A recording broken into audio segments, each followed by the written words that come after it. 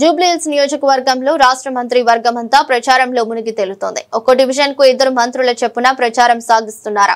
అయితే మంత్రులకు ప్రచారంలో చేదు అనుభవాలు ఎదురవుతున్నాయి. 6 గ్యారెంటీలు 420 హామీలపై ప్రజల మంత్రులను నిలదీస్తున్నారు. పెన్షన్లు ఎక్కడా, తులం బంగారం ఏమైంది, ఉచిత కరెంట్ ఎక్కడా నిలదీస్తుంటే మంత్రులు నీళ్లు నములుతున్నారు.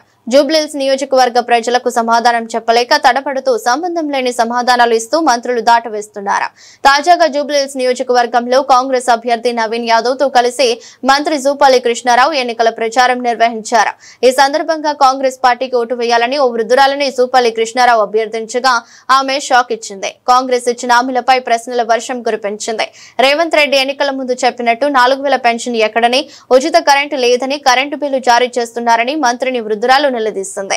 ఎన్నికల సమయంలో ఓట్లు అడగడానికి వస్తారు కానీ మిగతా సమయంలో పట్టించుకోరా అంటూ జూపల్లి కృష్ణారావు నిలదీస్తుంది వృద్ధురాలు.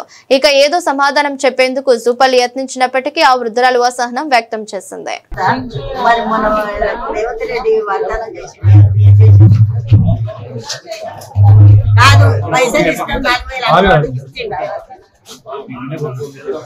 నాకు ఇనే ఒక్కలేదు చాలా నేను అడిగినా నాకు అంతే మట్టుకుంటు కావాలి నేను ఏం అడగలేదు. నేను ఇయ్యాలి ఇద్దరు పెట్టాను కాదంటలేదు నాన్న. ఇవాళ ఇచ్చిన వాగ్దానం మాట మళ్ళా ఓట్లు గెలిచినాక రాదు. వాగ్దానం చెయ్యి. గ్యాస్ సిలిండరు ఇప్పటి వరకు 500 ఎక్కువ పైసలు తక్కువ కాదు. డబుల్ బెడ్ ఇంద్రమ్మ ఇల్లు నేను ఒక ముచ్చట అడుగుతా, కరెంటు ఫ్రీ అన్నోళ్ళు ఇప్పుడు మళ్ళీ ఎందుకు బిల్లులు వేస్తుంది? ఏది నిజమో ఏది అబద్ధమో తెలియకనే కదా ఇప్పుడు అడిగేది. మరి అంత ఏది అబద్ధమో ఏది చేసేది అంత అబద్ధం కరెంట్ పోతలేదు కరెంట్ 2 పొద్దుగట 3 మాటలు పోతుంది. అన్ని మాట ఇచ్చి వాగ్దానం చేసిన నెరవేరుస్తున్నారు. అంత కరెంట్ పోయేది ఇప్పుడే పోతుంది. మళ్ళా కాంగ్రెస్ గవర్నమెంట్ వచ్చినాక ఎట్లుంది? 2 సంవత్సరాలు పోతేనే ఉంది. కారణం వస్తలేదు. అన్ని కాంగ్రెస్ ప్రభుత్వం వచ్చినాక మంచిగా పుట్టే నీళ్ళలో రోడ్డు మీద నీవునే వర పోసుకొని ఎత్తుకోవాల్సి వస్తుంది. మోరీలు నిండితే లోపలికి ఏం పోయేది మాకు తెలియదు.